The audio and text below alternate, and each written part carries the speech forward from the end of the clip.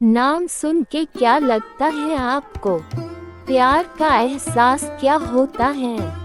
तो चलिए आज हम आपको बताते हैं प्यार का एहसास का मतलब क्या होता है। ये कहानी एक रईस परिवार की लड़की जिसका नाम राधिका है और दूसरी और एक मध्यम परिवार का लड़का जिसका नाम अमन है। दोनों एक दूसरे से बहुत अलग हैं, लेकिन क्या उन्हें एक दूसरे से प्यार हो पाएगा? चलिए जान लीजिए आप खुद ही। राधिका बचपन से एक आलीशान घर, गाड़ी और रहन सहन में पली बड़ी है। वही अमन बचपन से अपने परिवार को संघर्ष करता देख बड़े होते होते उससे अपने जिम्मेदारी का एहसास होने लगा। ज्यादा पैसे न होने के कारण से वो ज्यादा पढ़ लिख ना सका। वही दूसरी और सब कुछ होने के बाद भी राधिका को पढ़ने लिखने का मन न होने के कारण पढ़ ना सकी। वक्त के साथ साथ दोनों बड़े हुए अपने अपने रहन सहन से। एक और अमन एक छोटे से कार कंपनी में काम करने लगा। वही दूसरी और राधिका अपने जिंदगी घूमने मस्ती में बिताने लगी। एक दिन आया जब दोनों का एक दूसरे से सामना हुआ। वो कुछ इस तरह हुआ कि एक दिन अमन एक कार को टेस्टिंग करने निकला था। वही राधिका अपने दोस्तों के साथ कार में घूमने निकली थी। थोड़ी दूर जाके राधिका की गाड़ी खराब हो गई और उसी वक्त अमन ने देखा कि कोई वहां लिफ्ट मांगते हाथ दिखा रहा है। अमन गाड़ी साइड में कर उतर के राधिका की ओर गया। फिर क्या राधिका उससे देख पूछने लगी, क्या आप हमें थोड़ी दूर तक छोड़ सकते हैं?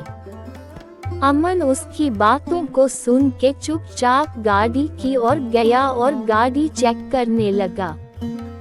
ये देख राधिका को अच्छा नहीं लगा कि वो किसी से पूछ रही है और अमन जवाब नहीं दे रहा। अमन कुछ देर बाद बिना किसी से कुछ कहे चले जाता है।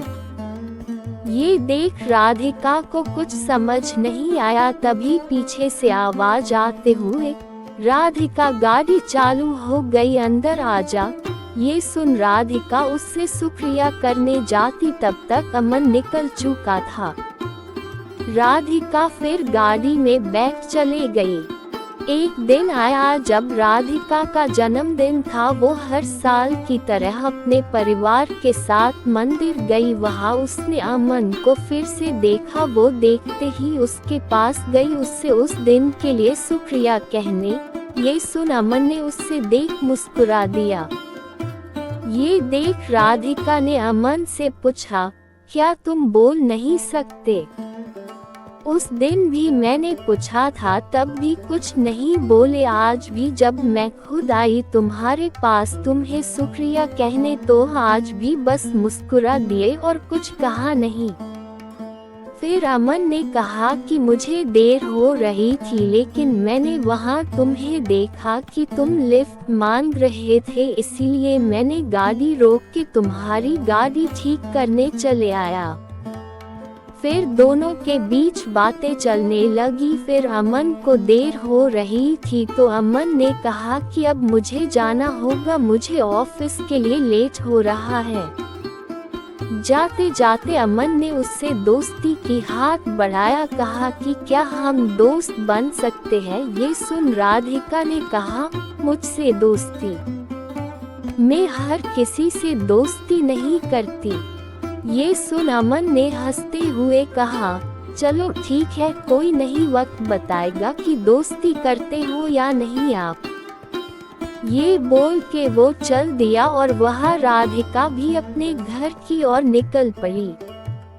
कुछ दिनों बाद राधिका और अमन एक मॉल में मिलते हैं। अमन देख राधिका से पूछा, तुम यहाँ कैसे?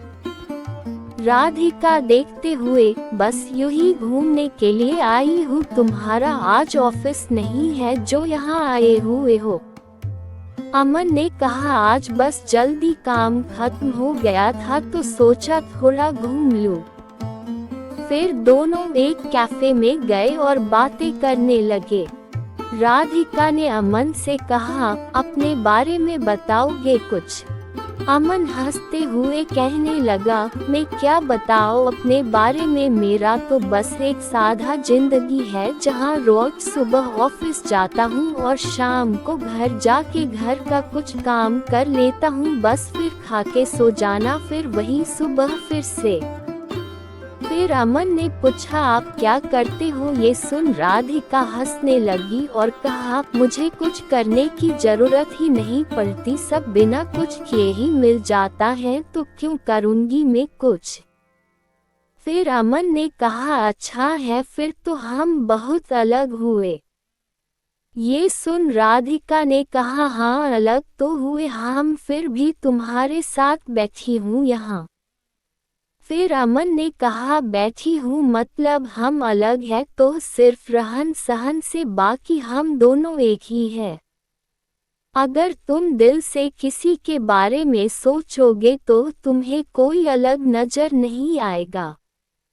ये सुन राधिका ने कहा, ये दिल कुछ नहीं होता है। अमन सुन के मुस्कुराने लगा और कहा, ठीक है जैसा तुम बोलो।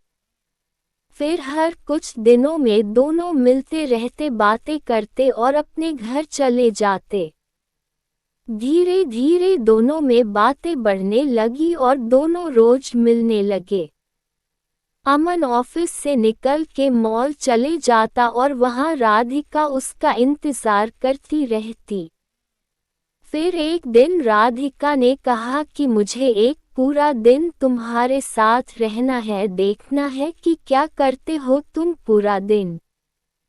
फिर एक दिन अमन का छुट्टी था ऑफिस का, तो उसने राधिका को मिलने के लिए बुला लिया।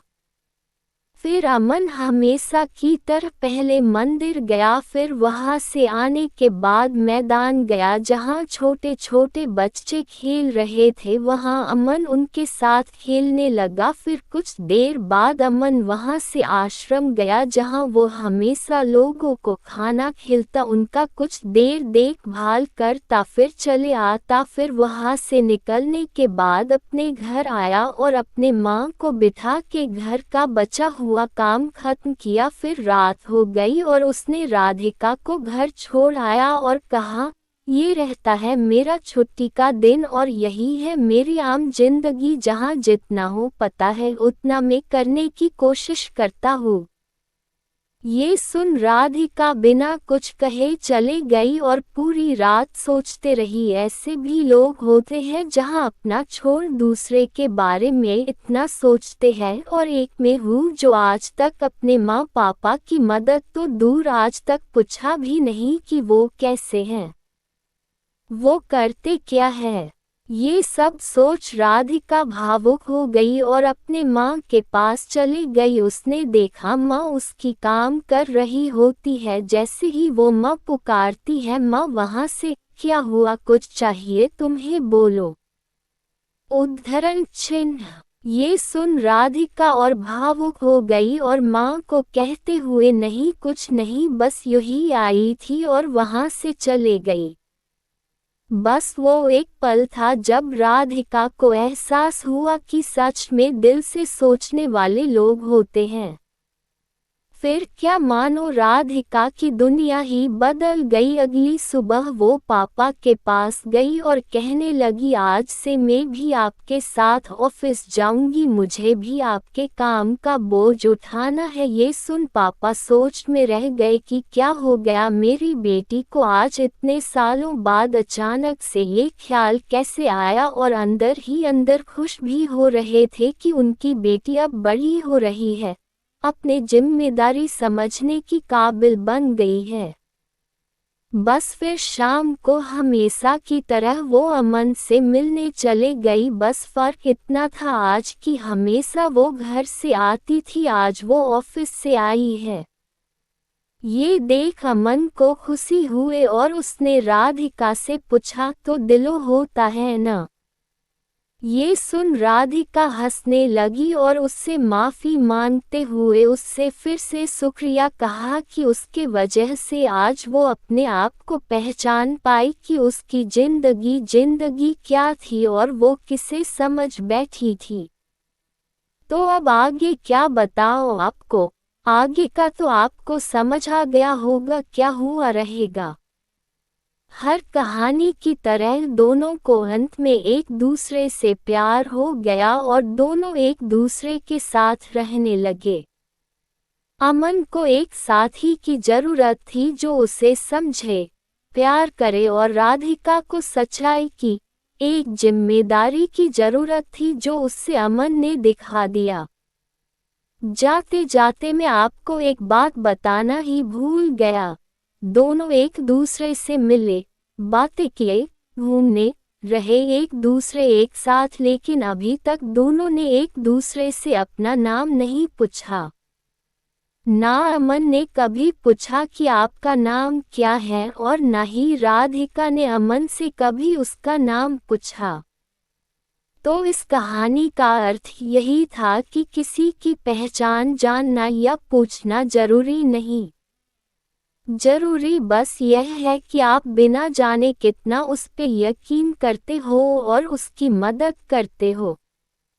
राधिका एक ऐसी लड़की थी जिसे हमेशा से घूमना, मस्ती करना, ये सब में अच्छा लगता, और अमन एक ऐसा लड़का था जिसे हमेशा से उसकी जिम्मेदारी उसे पकड़ी रहती।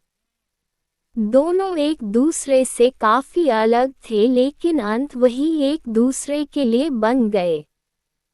तो प्यार कभी भी और किसी से भी हो जाता है। आपको ना उसके लिए अपनी जिम्मेदारी से भटकना है और ना ही उसके लिए कुर्बानी देनी है।